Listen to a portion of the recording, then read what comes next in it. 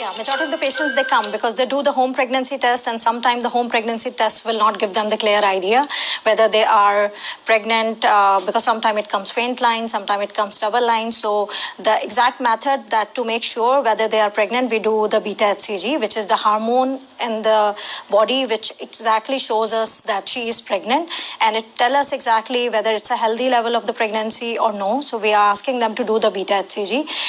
Majority of the time it comes over the higher levels, and it will tell us exactly the gestations also, that this hormone level is showing like 4 to 6 weeks or 6 to 8 weeks.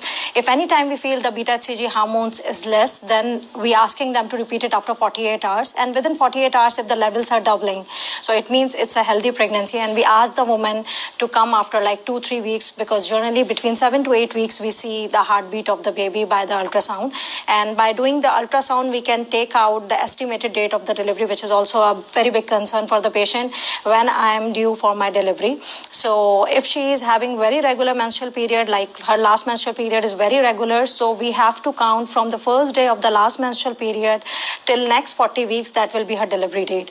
But in case the patient is not sure about her dates, then by the ultrasound we just tell them the dates, because we measure the crown rump length, and automatically in the ultrasound there is a software which will give us exactly the dates when she is due.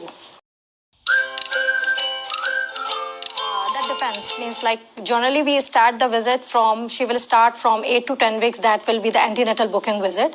And from the antenatal booking visits, we are asking the patients to come every after like 4 weeks up till 26 weeks.